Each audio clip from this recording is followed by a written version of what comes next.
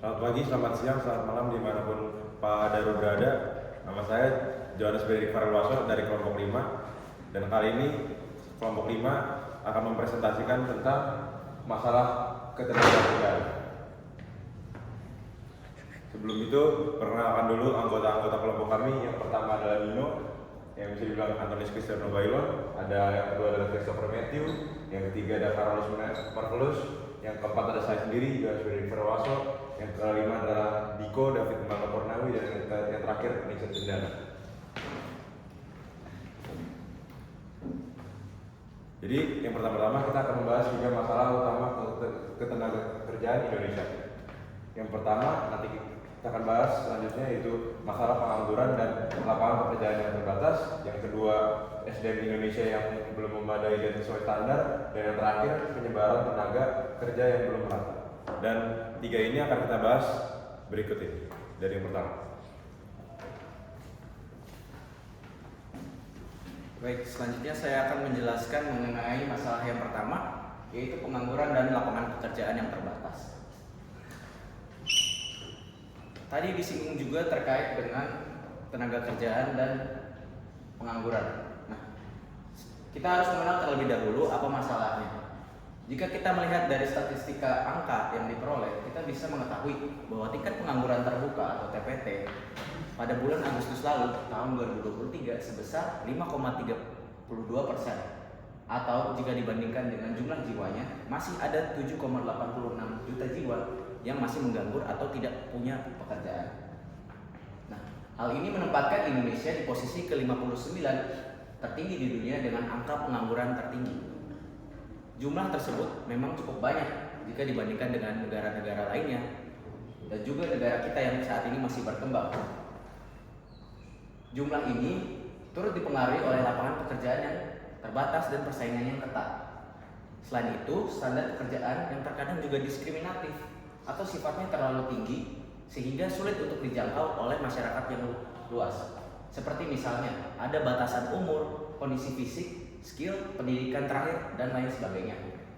Dan sejak pandemi juga, cara merekrut para pekerja ini berubah, di mana kita yang bekerja telah beralih dari budaya yang pada saat sebelum pandemi itu bekerja di kantor. Nah, sekarang kita sudah mulai lebih fleksibel, di mana kita bisa mengerjakan atau bekerja lewat rumah atau istilahnya work from home.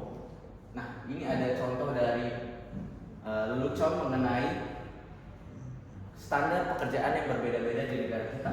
Nah, misalnya di negara Amerika itu hanya mencantumkan looking for editor video. Nah, tetapi di Indonesia sendiri itu persyaratannya sangatlah banyak.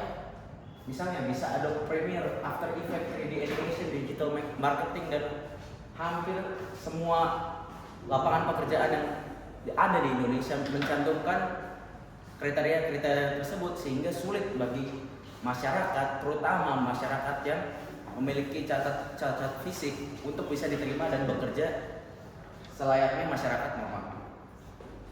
Selanjutnya untuk masalah yang kedua, kita perlu melihat lagi bahwa SDM kita itu masih berbeda dengan negara-negara yang lain. Jika kita melihat mentalitas para pekerja kita itu terlalu mementingkan satu dan yang lain hal. Misalnya, kita harus mencari pekerjaan yang sesuai dengan gaji yang kita mau, tempat kerjanya, lingkungan kerja, dan lain sebagainya. Beda dengan kultur atau budaya dari negara lain yang tidak mementingkan hal tersebut dan hanya ingin untuk bekerja.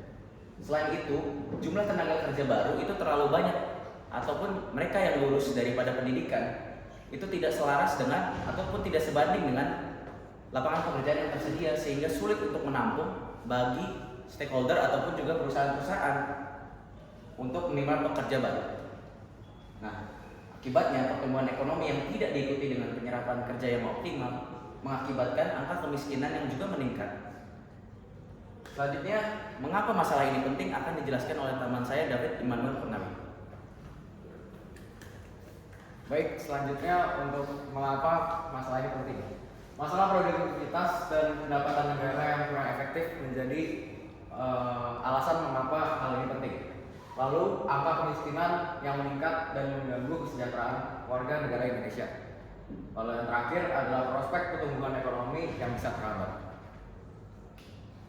Selanjutnya adalah untuk solusinya. Yang pertama ada program pemerintah yaitu TKM atau tenaga kerja mandiri. Adalah suatu strategi pemerintah dalam upaya pengentasan kemiskinan, mengurangi jumlah pengangguran dengan meningkatkan produktivitas masyarakat, terutama kalangan menengah ke bawah. Lalu TKS, yaitu tenaga kerja sukarela, adalah program prioritas kementerian yang bertujuan untuk mendayagunakan para sarjana dalam kegiatan pemberdayaan masyarakat. Lalu kartu prakerja dan JKP atau jaminan kehilangan pekerjaan yang diberikan pada pekerja buruh yang mendapatkan pemutusan hubungan kerja. Lalu yang kedua ada memperluas lapangan pekerjaan dengan standar atau kualifikasi yang lebih inklusi dan tidak diskriminatif. Lalu yang terakhir dengan membuka workshop, seminar, informasi lowongan pekerjaan, peminjaman modal, pemerataan daerah industri dan lain-lain. Selanjutnya untuk pendaya tingkat pendidikan di Indonesia akan dijelaskan oleh teman saya Carlos. Oke, terima kasih. Tadi dijelaskan di awal-awal standar sumber daya manusia di Indonesia masih tergolong rendah. Karena itu dikarenakan rendahnya tingkat pendidikan di Indonesia. Apa masalahnya? Pertama, banyak tenaga kerja memiliki keterampilan dan pengetahuan yang terbatas, terutama dalam hal penguasaan teknologi dan pengetahuan yang relevan dengan industri modern. Akibatnya produktivitas kerja rendah dan biaya produksi tinggi atau kurangnya efisiensi produksi. Poin kedua adalah produk Indonesia sulit bersaing dengan produk dari negara lain. Kondisi ini mempengaruhi daya saing produk-produk Indonesia di pasar global.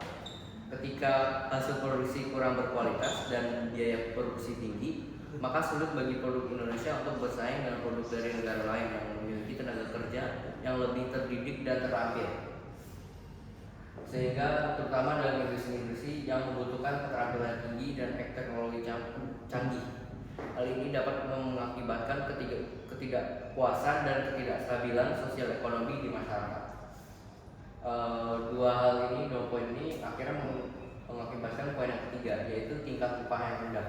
Kualifikasi dan keterampilan tenaga kerja Indonesia relatif rendah dan mengakibatkan ketidakpuasan dan ketidakstabilan sosial ekonomi di masyarakat.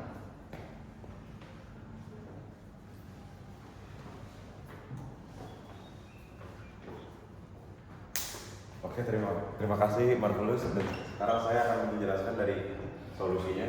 Yang pertama itu meningkatkan investasi dalam pendidikan dan pelatihan tenaga kerja. Jadi kita meningkatkan pendidikan dan pelatihan dari segi pendidikan dan tenaga kerja. Dan yang kedua, peningkatan mutu tenaga kerja akan meningkatkan produktivitas dan daya saing industri Indonesia. Di mana jika mutu tenaga kerja ini ditingkatkan, semakin banyak daya saing di dalam perindustrian yang ada di Indonesia. Yang ketiga, meningkatkan pendidikan dan keterampilan, upah tenaga kerja naik, mendorong pertumbuhan ekonomi.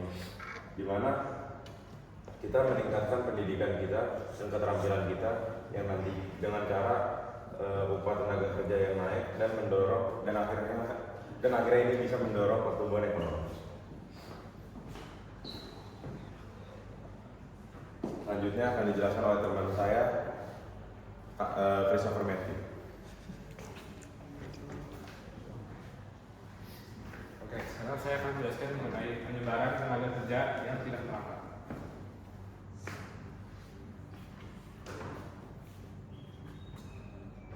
Untuk solusinya,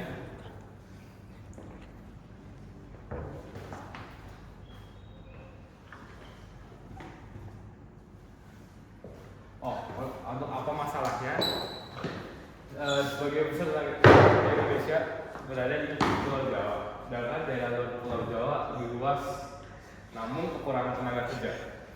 Lalu terutama pada sektor pertanian, perkebunan, dan juga perhutanan yang mengakibatkan Pulau Jawa banyak yang mengalami isu seperti pengangguran, sementara daerah lain masih banyak sumber daya alam yang belum selalu terkelola dengan baik dan dimanfaatkan secara maksimal. Dan untuk masalah sebenarnya berdasarkan pengalaman saya. Oke. Jika kita melihat secara historis, Pulau Jawa itu menjadi pusat daripada pemerintahan maupun hal-hal lainnya seperti pusat perekonomian, sehingga tenaga kerjaan itu berpusat pada Pulau Jawa, seperti di wilayah Jakarta sendiri yang selama berpuluh-puluh hingga beratusan-ratusan tahun itu menjadi sentral daripada pusat aktivitas masyarakat.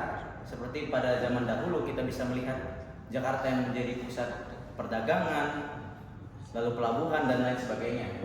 Nah, hal ini juga diperparah dengan pada zaman era Presiden Soeharto yang menjadikan Jawa sebagai pulau sentral daripada masyarakat Indonesia, sehingga dikenal dengan istilah Jawa sentralis.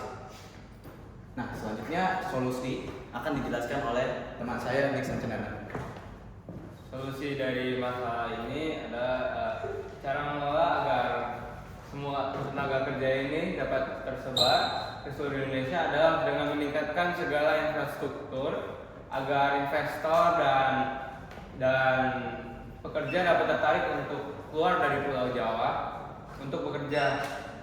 Infrastruktur seperti pembangunan gedung, jalan, pelabuhan, bandara dan semacamnya dapat membantu untuk memudahkan aksesibilitas untuk pergi ke daerah tersebut. Ya, berikutnya adalah sumber-sumber yang kami gunakan untuk membuat presentasi. Dan ini juga. Oke, baik, sekian presentasi dari kelompok kami, kelompok 5. Sebelum ini kami ingin mengucapkan turut berduka cita kepada Bapak Daru dan keluarga. Semoga bisa tenang atas kepulangan ibu dari Bapak Daru, dan semoga ibu dari Bapak Daru bisa diterima di sisi Tuhan. Amin. Amin.